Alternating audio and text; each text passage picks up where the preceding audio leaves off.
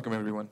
I welcome you all to the first episode of the Denning Business Talk Show podcast, brought to you by Denning Entrepreneurship Society. My name is Kabir Shikhani, and I'm a student here at Denning Business School, and also the president of the society that I just mentioned. ये हमारी podcast series की initiation है और हमारे साथ इस वक्त एक बहुत ही respected very well decorated gentleman in the construction industry मौजूद हैं जो कि हैं मिस्टर हसन बख्शी कैसे हैं हसन भाई खैरियत से हैं जी अस्सलाम वालेकुम अच्छा for those of you who don't know Mr. Hassan Bakshi, let me tell you a bit about him. He is the current chairman of ABAD, which is the Association of Builders and Developers, and he has played a vital role in the construction industry for the past 40 years. Hasan भाई, हम जानते हैं आबाद क्या है, बहुत सारे लोग और जानते हैं आबाद क्या है. क्यों ना आप उन लोगों को बताएं कि आबाद क्या है जो कि उसको नहीं जानते. जी शुक्रिया. बिस्मिल्लाह रहमान रहीम. ABAD stands for Association of Builders and Developers of Pakistan. It was established in the year 1972. So mashallah say it is more than 50 years old now.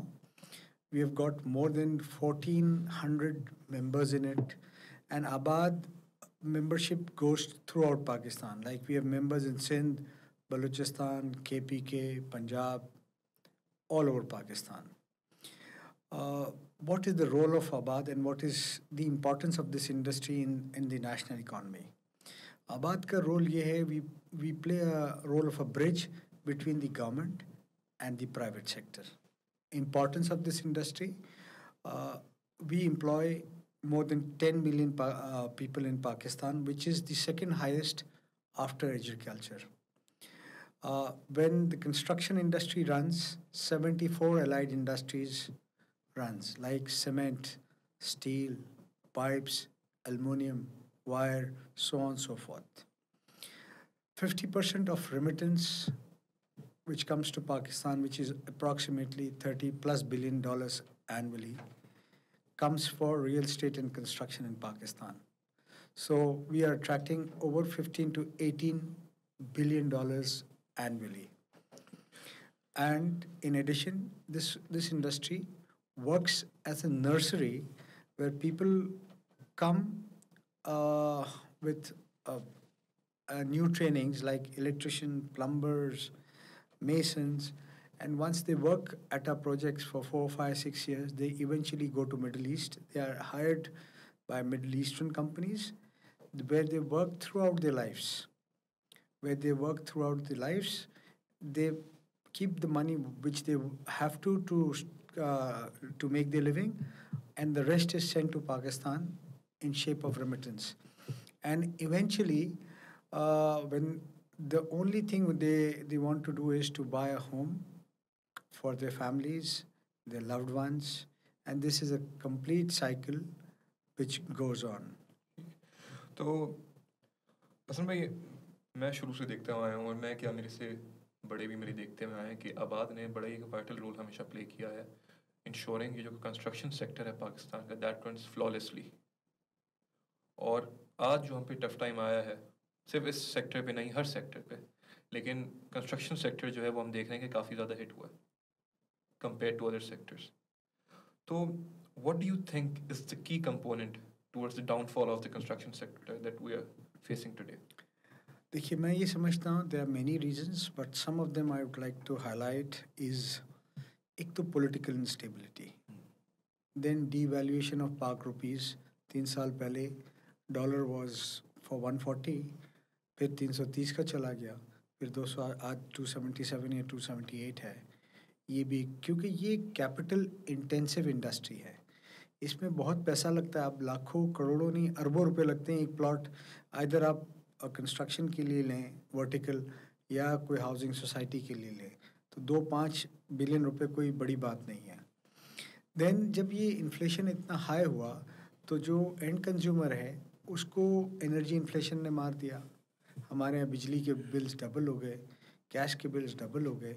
इसी तरह फूड इन्फ्लेशन ने भी मारा. तो जो कस्टमर है उसकी ताकत नहीं रही कि वो ख़रीद सके. और एक कस्टमर वो था जिसके पास बहुत पैसे थे.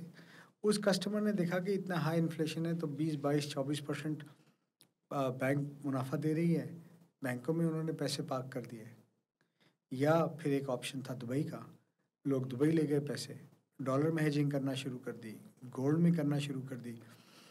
اس کے بعد ہوا یہ کہ گورنمنٹ بھی کچھ ہمارے بڑے سینئر منسٹرز آ کے کہتے رہے کہ ہم ریئل اسٹیٹ کو بہت ٹیکس کریں گے، اور اس میں کچھ ایسے لوگ کام کر رہے ہیں جن کے پاس کلیئر پیسے یا وائٹ پیسے نہیں ہیں، تو ایک نیگیٹو پرسیپشن بلڈ ہو گیا، لوگوں نے انویسٹمنٹ روک دیا، جس کی وجہ سے سب سے بڑا نقصان پتہ کیا ہوا؟ ہمارے ساتھ جو الائڈ انڈسٹری تھی نا، آج وہ تقریباً 30-40% پروڈکشن پہ ہے، and half of them including most of them in steel are near to bankruptcy, کیونکہ ان کا مال نہیں اٹھ رہا ہے، ہم مال نہیں اٹھا پا رہے کیونکہ بک نہیں رہا ہے، ہمارا مال نہیں بک رہا ہے، ہمارا بکے گا، پیسے آئیں گے تو ہم کسی سے اسٹیل، سیمنٹ، سریا یا کوئی چیز لیں گے۔ سو ایک اکانومی میں انمپلائمنٹ، اکنامک ایکٹیویٹی بہت سلو ڈاؤن ہو گئی ہے۔ تو اگر میں اپنے بیچ میں دبئی کا ذکر کیا تھا، تو ایک وقت تھا جب دبئی کو ہماری ضرورت پڑتی تھی۔ اگر ہم ایئر لائنس کے حوالے سے بات کریں تو ایمریٹس کی جو انیشیشن شروع ہوئی تھی وہ PIA سے ایئر کرافٹس اور ٹریننگ لے کے انہوں نے خود سیکھا تھا اس فیلڈ میں اترنا۔ ہماری طرف سے ایکسپرٹ اسکلڈ ورکرز جاتے تھے ان کی طرف، ان کو چیزیں سکھانے کے لیے۔ تو اتنے کم ٹائم میں، اراؤنڈ 30-40 ایئرز اونلی، اتنا بڑا گیپ کیوں آ گیا کہ ہم اتنا پیچھے رہ گئے جبکہ ہم شروع میں آ گئے تھے، اور وہ اتنے آگے نکل گئے کہ اب کوئی کسی کے کنٹرول میں نہیں ہے وہ؟ دیکھیے، میں یہ سمجھتا ہوں کہ ہمیں کسی باہر والے نے اس سے زیادہ ہمارے اپنوں نے مارا ہے۔ اور دبئی از 1 hour 45 minutes اوے، جتنا ہمارا ڈسٹینس تقریباً کراچی اسلام آباد کا ہے۔ آپ ذرا جا کے تو دیکھیں دبئی، اگر آپ کا جانا ہوا ہے۔ انہوں نے ایک ورلڈ کلاس انفراسٹرکچر ڈیولپ کر دیا ہے، انہوں نے ایک کنسسٹنٹ پالیسی ڈیولپ کی ہوئی ہے۔ ان کے یہاں اگر کوئی، پہلے تو کوئی پلاٹ کا قبضہ ہوتا نہیں ہے، اگر کوئی کیس بھی ہو جائے تو 1 سال میں فیصلہ ہو جاتا ہے۔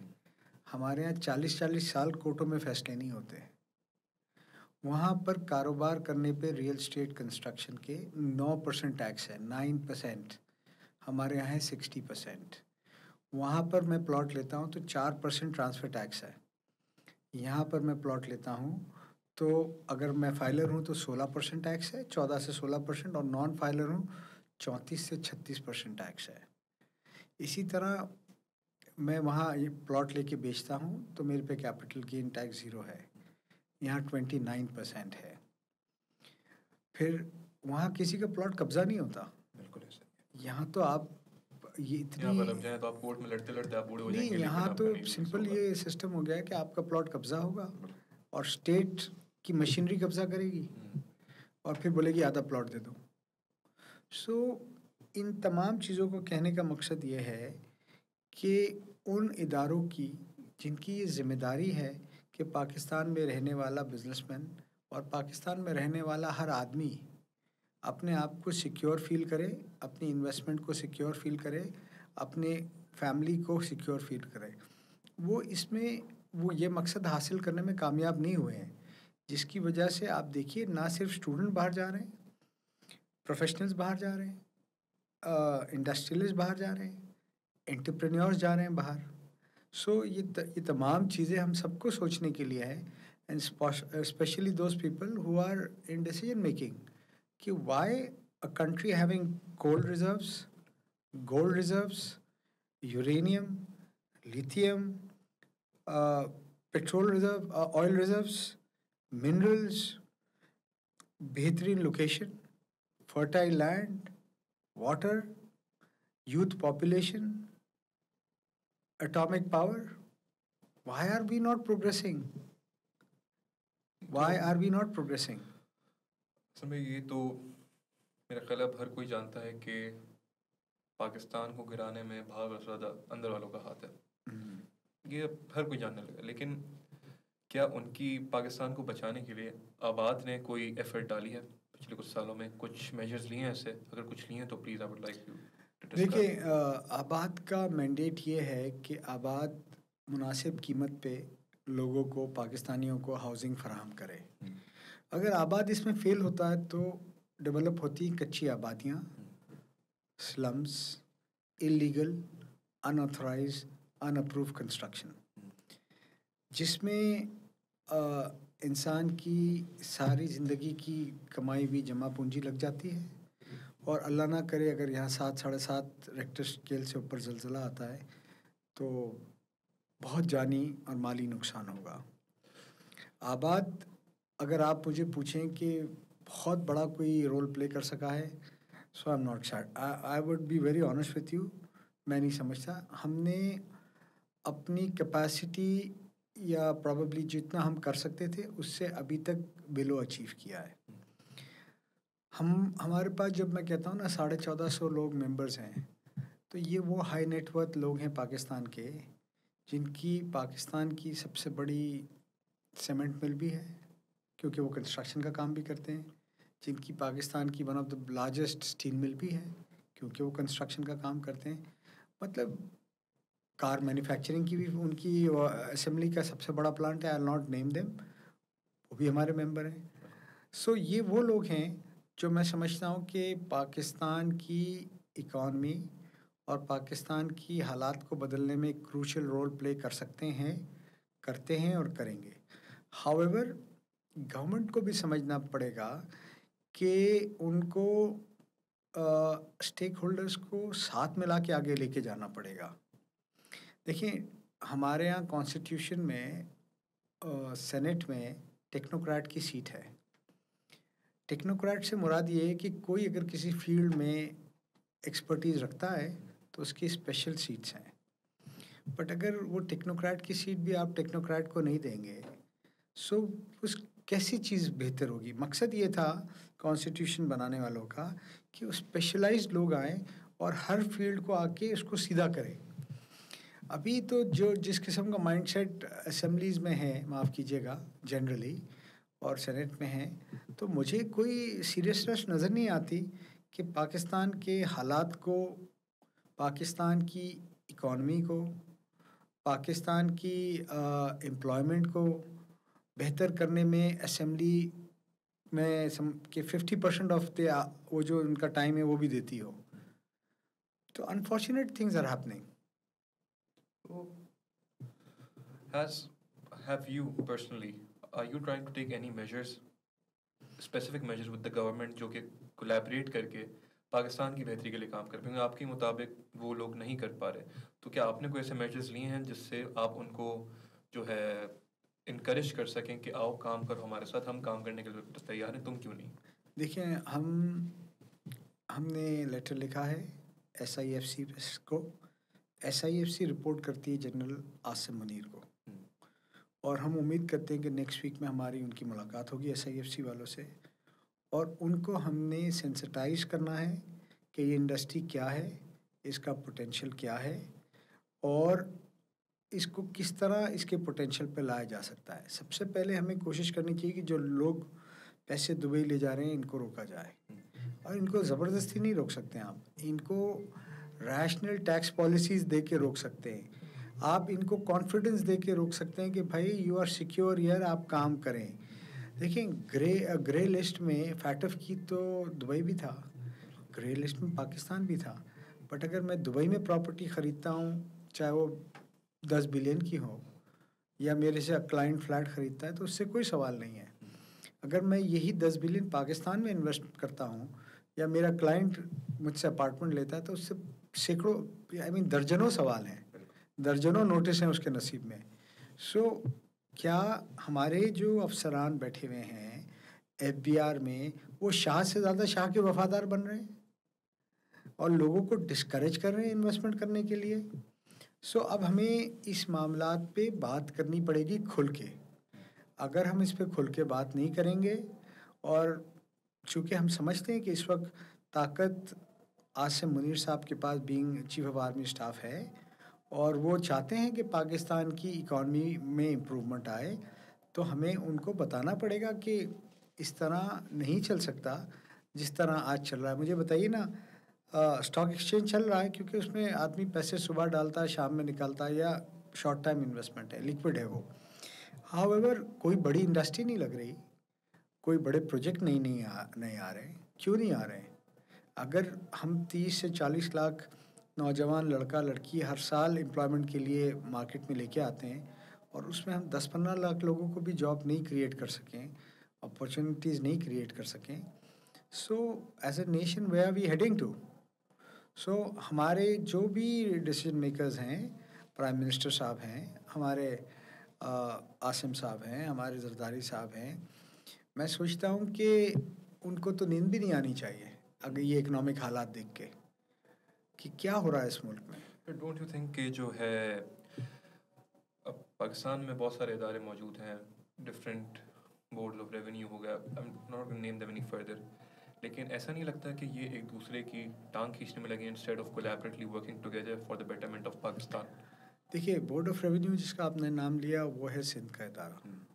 انفارچونیٹلی کئی سالوں سے سندھ میں میرٹ پہ بھرتیاں نہیں ہوئی ہیں، اور سندھ میں ایک عجیب سا نظام چل رہا ہے جس میں ٹھیکیداری نظام کہتے ہیں. میں نے اپنی آنکھوں سے دیکھا ہے، رجسٹرار آفس آج سے کچھ مہینے یا سال پہلے وہ ایک آؤٹ سائڈر کو ٹھیکے پہ دے دیا جاتا تھا کہ بھائی تم فرض کرو، مثال دیتا ہوں، 1 کروڑ روپے مہینہ دے دو، تم جانو تمہارا کام جانے. So this is not how the states are run. The country progresses. آپ کو میرٹ کو اس کی اسپیس دینی پڑے گی، آپ کو لوگوں کی مارکیٹ بیس سیلریز کرنی پڑیں گی، آپ کو لوگوں کے لیے آسانیاں بنانی پڑیں گی. سر ڈونٹ یو تھنک کہ سندھ کو بھی ہٹا کے اگر ہم جو ہے فیڈرل بات کریں تو اٹس ہائی ٹائم اب کہ جو ہے سب ایک دوسرے کے ڈفرینسز کو سائڈ پہ رکھ کے پاکستان کی بہتری کی طرف کام کریں؟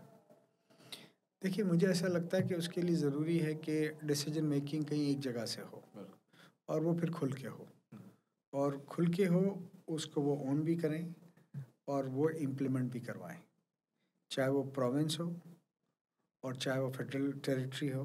اور پھر یہ 18ویں ترمیم اور یہ ترمیم ورمیم اگر ملک کے لیے کام کرنا ہے. مجھے ممکن ہے کہ آپ کا یا آپ کو میرا فیس پسند نہیں ہو، but if you want to succeed as a nation, we have to follow someone, and someone has to be one person. ایسا نہیں ہے کہ 50 ڈائریکشن ہو.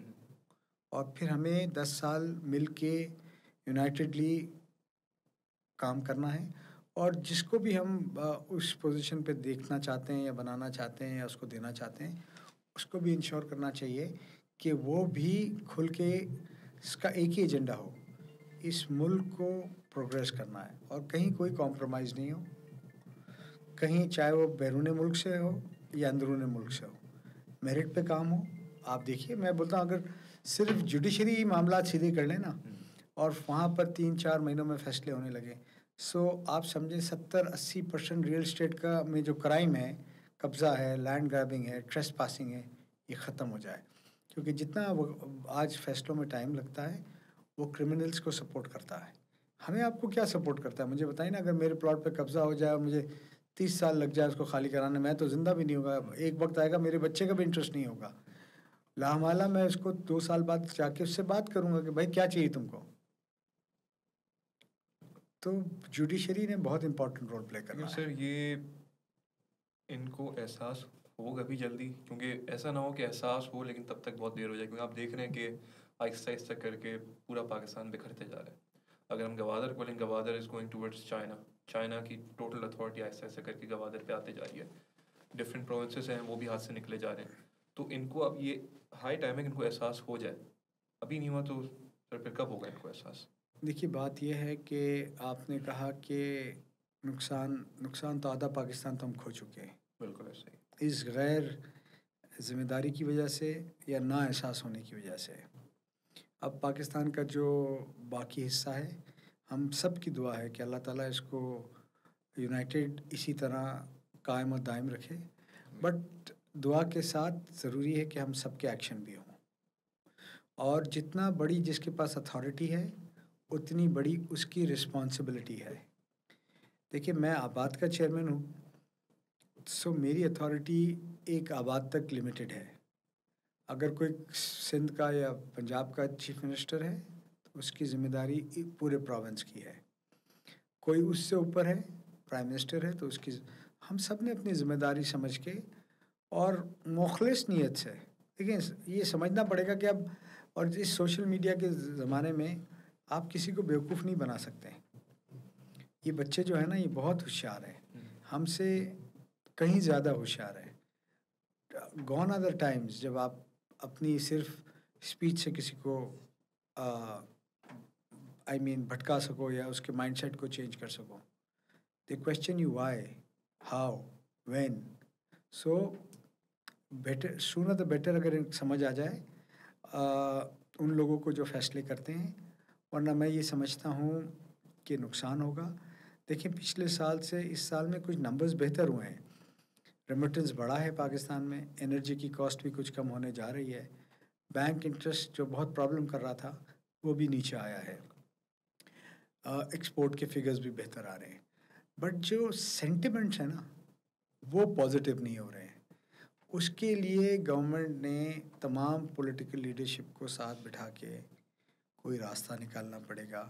یہ پاکستان کی جو حالت ہے, یہ پاکستان ایسا نہیں ہوگا کہ مطلب آئسولیشن میں کوئی چلا پائے گا. سر وائی دا ڈیلے؟ مطلب ہر چیز ہمیں 11th آور پہ کیوں کرنی ہے؟ جب سب کچھ ہو جاتا ہے تب جا کے گورنمنٹ کو احساس ہوتا ہے کہ یار یہ نہیں ہونا چاہیے تھا, تب جا کے میجرز نکلتے ہیں. کیوں نہ ہم دبئی کی بات کر رہے تھے, دبئی کا جو رومر اور اسٹیبلش فیکٹ کہ وہاں کے جو لیڈرز ہیں they plan the next 10, 20, 30 years ahead of its time. ہمارا کیا ہے, ہم ایٹ دا ٹائم پلاننگ کرتے ہیں, کوئی مسئلہ ہو جائے پھر جا کے اس کا حل نکلتا ہے. تو ایسا کیوں نہیں ہو رہا کہ ہماری جو گورنمنٹ ہے وہ چیزوں کے ہونے سے پہلے اس کو فورسی کرے, اس کی طرف میجرز لے, اس سے پہلے کہ چیزیں ہو جائیں اور پھر اس کے بعد میں کچھ کیا جائے؟ دیکھیے انفارچونیٹلی جب سے مجھے عقل آئی ہے میں دیکھتا ہوں کہ پاکستان ڈے ٹو ڈے مسائل میں اتنا گھرا ہوا ہے. جیسے ابھی آپ نے 7 بلین کا پیکیج لیا اس سے IMF سے, ابھی اس کی ٹیم آئی ہوئی ہے. اب انہوں نے کہہ رہا کہ ہم ہر کوارٹرلی کریں گے. سو میں یہ سمجھتا ہوں کہ کچھ اگر ہمیں کوئی پوچھتا ہے نا کہ آپ اپنے پروجیکٹ میں کیا 50 سال کی پلاننگ کرتے ہو اپنی کمپنی میں چھوڑیں پاکستان کی پلاننگ, تو شاید میں بھی نہیں کر پا رہا ہوں. کیوں نہیں کر پا رہا؟ میرا اپنا کمپنی ہے, اپنے پیسے ہیں, اپنے بچے ہیں. کیونکہ ایک دن میں ایک مسئلہ ختم نہیں ہوتا تو دوسرے دن 3 مسئلے کھڑے ہوتے ہیں. اس کی فائر فائٹنگ کرو تو پھر کچھ مسئلہ کھڑا ہوتا ہے. سو جب انسان کا دماغ ایک یکجہتی سے ایک سوچ سے نہیں ہوگا نا, سو وہ ہوگا نہیں. سو میں سمجھتا ہوں کہ پاکستان میں بھی نا یہ فائر فائٹنگ کے بہت مسائل ہیں کہ ایک چیز ختم نہیں ہوتی دوسری آ جاتی, دوسری نہیں ختم ہوتی تیسری, چوتھی, 8ویں, 10ویں, 20ویں, اتنی چیزیں ڈیولپ ہو جاتی ہیں کوئکلی. اس کے لیے ضروری ہے کہ ہم سب ایک پیج پہ ہوں. دیکھیں یہ نہیں ہونا چاہیے کہ میں سوچوں کہ کبیر کو مجھے فیل کرنا ہے اور میرے دماغ یہ سوچا ہو کہ میں کبیر کو فیل کیسے کروں گا. مجھے یہ سوچنا پڑے گا یار کبیر کو اللہ تعالیٰ ترقی دے, اس کو آگے بڑھائے, وہ بڑھے گا تو ہم بھی بڑھیں گے, ہمارے حصے کا ہمیں بھی ملے گا, پاکستان بھی بڑھے گا. سو ہم میں آپس میں اتنا تناؤ, اتنا کھنچاؤ ہے کہ آپ اچھا یہ ہمارے شاید ہمارے بلڈ میں آ گیا ہے. پولیٹیکل پارٹیز میں بھی ہم سمجھتے ہیں کہ کوئی بھی پارٹی یونائٹڈ ہے, ایک پارٹی, اس میں بھی اتنے دھرے اور اتنی گروپنگ ہے کہ ایک دوسرے کو ٹالریٹ کرنے کو تیار نہیں ہے, بڑی مشکل سے ساتھ بیٹھتے ہیں. حالانکہ پارٹی ایک ہوتی ہے, وہیں سے سب منسٹر بنتے ہیں, ایک دوسرے کے ساتھ نہیں بیٹھتے ہیں, بات بھی نہیں کرتے ہیں. سو یہی ہمارے ملک کی بھی یہی حالت ہے. یہ تو اس بات سے تو میں آپ کا 100% اگری کرتا ہوں, دیر از نو کاؤنٹر ٹو دس. لیکن بیچ میں سر ذکر ہوتا IMF کا, تو ڈو یو ریئلی تھنک کہ IMF کو ہم جب اٹھا کے پیسہ مانگنے ہمیں مل جاتا ہے, تو کیا IMF ہمارا جو ہے ہمدرد ہے, یا وہ ہمارے ساتھ وہی چیز کرنے کی کوشش کر رہا ہے جو EIC نے مغلوں کے ساتھ کری تھی؟ دیکھیے بات یہ ہے کہ ہمارا ہمدرد ہے یا نہیں ہے, ہم خود جاتے ہیں نا بیگنگ بول لے کے, آپ نہیں جائیں اس کے پاس. لیکن what other option is there besides IMF? So reduce your expenses, increase your revenue, be self reliant. اگر ہم نے مطلب میں اگر رکھوں V8 جو 1 لیٹر میں 4 کلومیٹر یا 5 کلومیٹر جاتی ہے, میں افورڈ ہی نہیں کر سکوں. So we as a nation, we should not import V8 cars. We are a poor nation. We should understand. ہمارے یہاں کوئی افسر آتا ہے باہر تو 15 منٹ پہلے سے گاڑی کا AC کھلا ہوا ہوتا ہے کہ اس کا ٹیمپریچر ویسا ہو جائے. Can we afford that? cannot. So ہم نے اپنی چادر کے مطابق پیر پھیلانے پڑیں گے، بھلے پھر جتنی بھی تکلیف آئے. دیکھیں آئی ایم ایف اگر آپ نہیں جائیں گے تو زبردستی تو آئی ایم ایف نہیں آئے گا نا.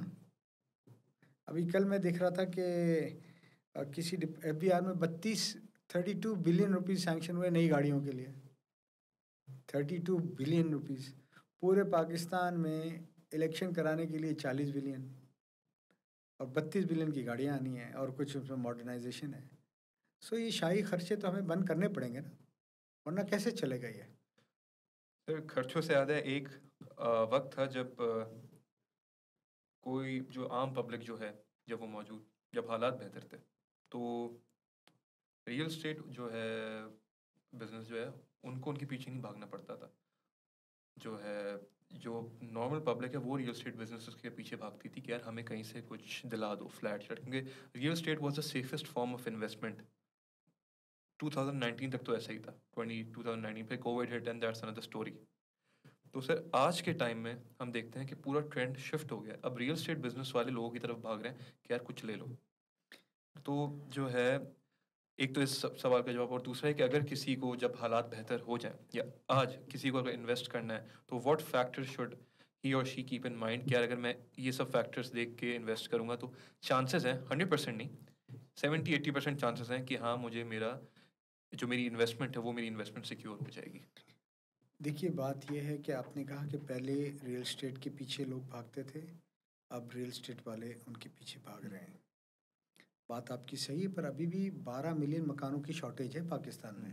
12 million which is a big and large opportunity. اور اگر ہم اس کو صحیح کر گئے، دیکھیں بنانے والے پاکستانی، خریدنے والے پاکستانی، پیسہ جو مٹیریل مینوفیکچر ہو رہا ہے وہ پاکستانی، زمین پاکستانی. سو آپ دیکھیں کتنی ایکٹیویٹی جنریٹ ہو سکتی ہے. آج بھی ریئل اسٹیٹ سب سے سیفسٹ انویسٹمنٹ ہے. اگر آپ اپنے گھر میں دیکھ لیں، یہاں آپ کے لوگ بھی بیٹھے ہیں، آپ کے والد نے ایک مکان لیا، اس میں سارے بچے پیدا ہوئے، بڑے ہوئے، جوان ہوئے، عزت سے رہے. اس کے بعد وہ مکان بکا، اس میں سب کو حصہ بھی مل گیا، سب نے اپنے اپنے فلیٹ وغیرہ لے لیے. سو اس سے اچھا انویسٹمنٹ کوئی نہیں تھا، آج بھی کوئی نہیں ہے. ہاؤیور دیکھیے بات یہ ہے کہ جو حالات ہیں نا ملک کے، وہ لوگوں کو پریشان کیے ہوئے ہیں. ملک کے حالات، اور جو مجھے بتائیے ابھی عام آدمی پیسے لگائے گا کہاں پاکستان میں ریئل اسٹیٹ کے علاوہ؟ ابھی آپ یہ دیکھیے کہ ابھی جب انٹرسٹ ریٹ کم ہوں گے تو ریئل اسٹیٹ میں بہت سارا پیسہ آئے گا. جب یہ بینکوں سے پیسہ نکلے گا تو بہت سارے پیسے آئیں گے. اب آپ نے کہا کہ لوگ سیکیور کیسے کریں؟ بھائی جس سے بھی اپارٹمنٹ خریدیں، پلاٹ خریدیں، انشور کریں کہ چیک کریں وہ آباد کا ممبر ہے کہ نہیں، اس نے اس پروجیکٹ کی اپروول بلڈنگ کنٹرول سے لی ہے کہ نہیں، لی ہے، سیل این او سی ہے کہ نہیں. اسی طرح انشور کیجئے کہ اس آدمی کی، اگر وہ میرے سے لینا چاہتا ہے، کہ میرے 5 پروجیکٹ پرانے کیا ہیں، have I delivered them in time, they are no major defects, I have not cheated my customers with a lot of escalation and cancellations. So ہم 20 لاکھ کی گاڑی بھی لیتے ہیں تو یہ سب معلوم کرتے ہیں یار کہ چوری کی تو نہیں ہے، کاغذات اوریجنل ہیں، ڈینٹ پینٹ ری پینٹ تو نہیں ہے. سو یہ آپ ساری زندگی کی جمع پونجی کسی کو حوالے کر دیتے ہیں اور آپ چیک نہیں کرتے، کیونکہ لالچ بھی ہے نا.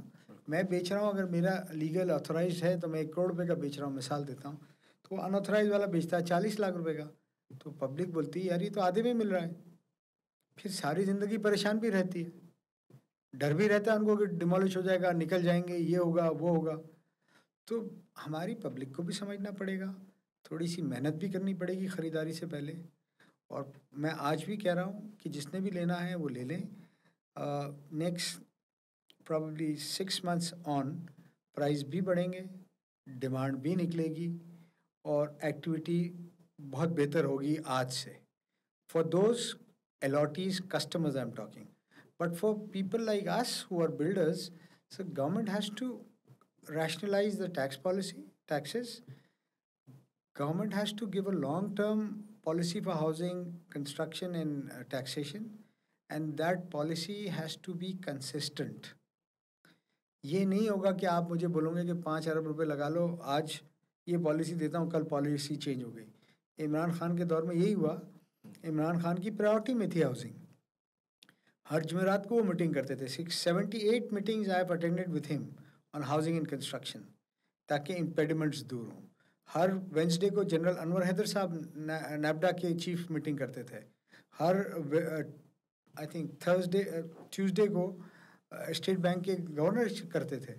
ہر آدمی نے پیسہ اس میں لگا دیا, چلیں جی ان کی حکومت گئی, ختم, پرائرٹی لسٹ ہی ختم. سو کیسے ہوگا یہ؟ سر ایک بہت بڑا کویشچن مارک جو اس ٹینیور میں دکھا تھا, وہ دکھا تھا ہمیں نسلا ٹاور پہ. I am sure you are aware of the G case. جی. اس پہ کافی پروٹیسٹ بھی ہوتا ایٹ دا ٹائم, اس پر کافی جو ہے آوازیں بھی اٹھی تھیں, اللہ اللہ بھی ہوتا. تو سر ایسی کیا وجہ تھی کہ ایک بنی بنائی بلڈنگ جس میں لوگ اچھے خاصے ٹائم سے رہ رہے ہوں, اچانک سے آرڈر آ جاتا ہے کہ اس بلڈنگ کو گرا دیا جائے؟ دیکھیے میں یہ سمجھتا ہوں کہ اس میں مڈل کلاس لوگ رہتے تھے, اور ٹو بی آنیسٹ جسٹس گلزار صاحب اس وقت چیف جسٹس آف پاکستان تھے. مجھے کوئی ریزن سمجھ نہیں آتا کہ انہوں نے کیوں یہ آرڈر پاس کیا اتنی جلدی میں, سوائے اس کے کہ ان کو ایک دماغ میں ایسا یہ تھا جب بھی ان سے بات کی جائے کہ مجھے کراچی 1960s کا چاہیے, جہاں ٹرام ہوتی تھی, درخت ہوتے تھے, اور یہ ہوتا تھا اور وہ ہوتا تھا, اتنی ہائی رائز نہیں ہوتی تھی. سو اس وقت کراچی کی پاپولیشن بھی 30 لاکھ 40 لاکھ ہوتی تھی, 3 کروڑ نہیں ہوتی تھی. سو میں یہ سمجھتا ہوں کہ جب بھی ہسٹری لکھی جائے گی, جسٹس گلزار صاحب کے غلط فیصلوں میں یہ غلط فیصلہ یہ سر فہرست ہوگا, اور جب بھی ذکر ہوگا اور اس کو یہی کیا جائے گا کہ انہوں نے اپنی ذاتی انا کے خاطر اس بلڈنگ کو ڈیمولش کروایا.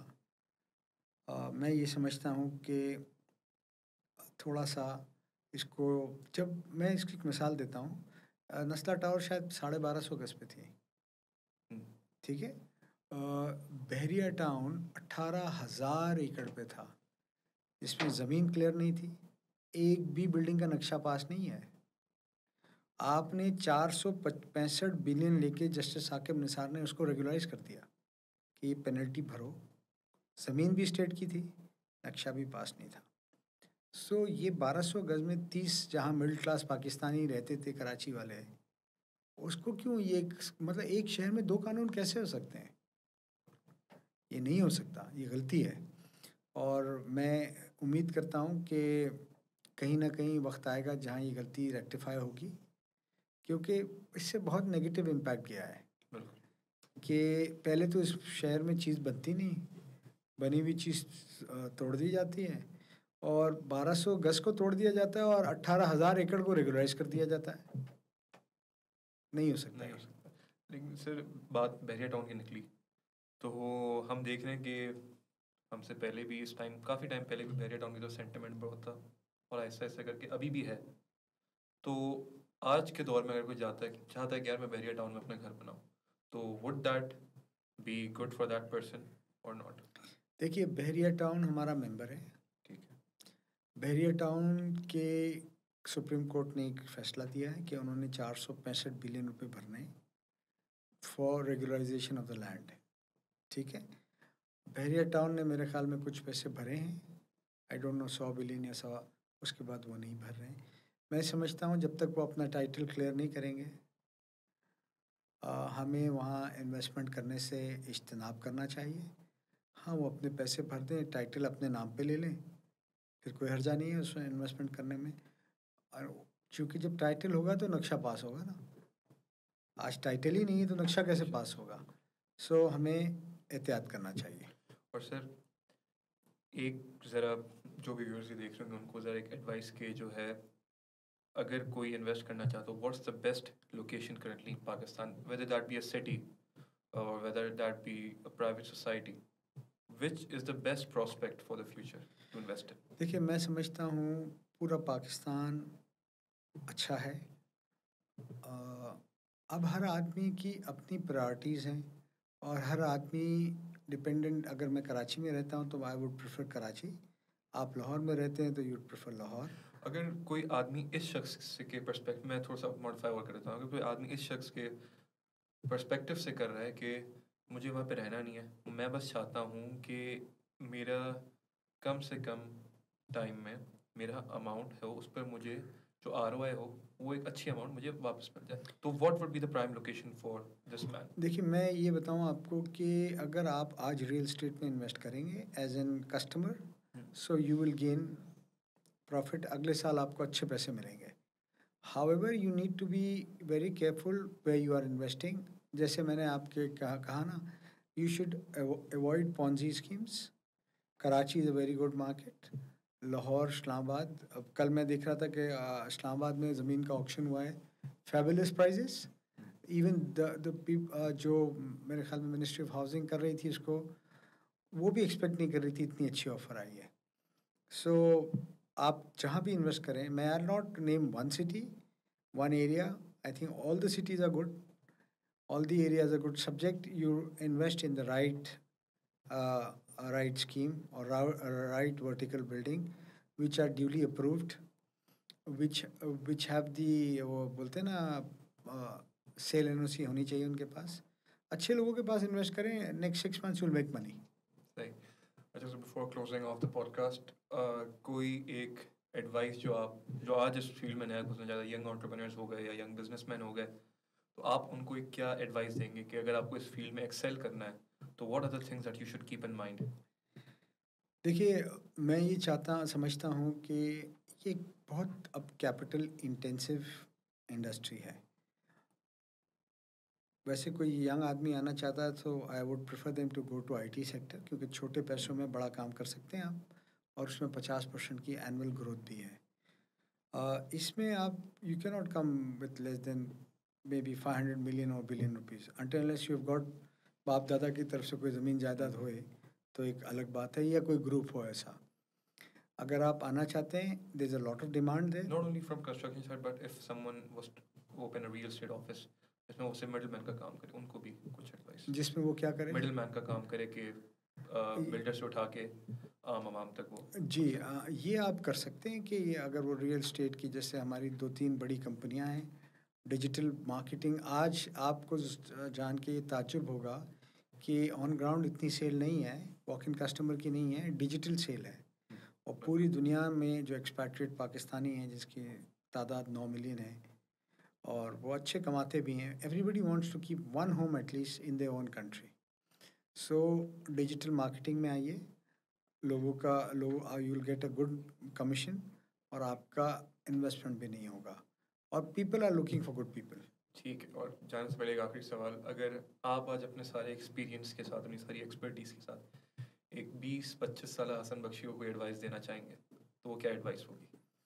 میں 20 سالہ حسن بخشی کو ایڈوائس یہ دوں گا کہ بھرپور تعلیم حاصل کرو, اور اس کے بعد اپنی فیلڈ چوز کرو. اگر مجھ سے آج پوچھیں گے تو شاید میں کنسٹرکشن کی فیلڈ نہیں چوز کروں. ریزن بینگ, دیکھیں جو بچہ پڑھتا ہے نا وہ سچ بولتا ہے, اور وہ چاہتا ہے یا تو وائٹ ہو یا بلیک ہو, گرے کو نہیں مانتا. سو ہماری فیلڈ میں انفارچونیٹلی گرے کا بہت زیادہ عمل دخل ہے. جنرلی 100% کی بات نہیں کر رہا ہوں. سو میں یہ سمجھتا ہوں کہ میں نے اپنا بچہ کو بولا کہ تم آ جاؤ میرے کاروبار میں. اس کی عمر 25 سال ہی ہے, اور وہ اچھی یونیورسٹی سے بھی پڑھا ہوا ہے. اور اس نے آپ کے سوال کا جواب مجھے اس نے یوں سوال کر کے پوچھا کہ اگر مجھے آپ کی فیلڈ میں آنا ہے اور پیون سے لے کے کنسرنڈ بڑے افسر کو یا منسٹر کو پیسے بھی دینے ہیں, تو پھر مجھے کیا ضرورت تھی اتنا پڑھانے کی. تو پھر اچھا تھا کہ میں آپ یہیں پڑھتا اور یہیں اس کا کھل مل جاتا. تو اسی کے ساتھ ہم اپنا پہلا ایپیسوڈ پوڈ کاسٹ کا ختم کرتے ہیں. I would really like to thank you sir کہ آپ آئے, آپ نے اپنے ویلیبل انسائٹس دیے, اپنا ایکسپیرینس شیئر کیا ہمارے ساتھ, اور ہمیں اپنی پریزنس سے گریس کیا. اینڈ کبیر, میں بھی کچھ کہنا چاہوں گا اس میں. I would like to wish you your Denning business school best of luck. It was a pleasure and honor to be here with you, and I think people like you, youngsters, will change this country and bring it to a level where the developed countries are. کیونکہ ہم سے یہ غلطی ہوئی کہ ہم نے compromise کیا. آپ لوگ کمپرومائز نہیں کیجیے گا. اچھی یونیورسٹی میں پڑھ رہے ہوں, اچھے ٹیچرز ہیں, اچھی فیکلٹی ہے, اچھا کام کرو. Thank you very much. جاتے جاتے ایک بڑا ہی اچھا lesson to all the young entrepreneurs who are watching this video and all the young students who are as well. we will end the podcast right now. And thank you very much, everyone, for viewing us for such a long time. And I hope we meet again, inshallah.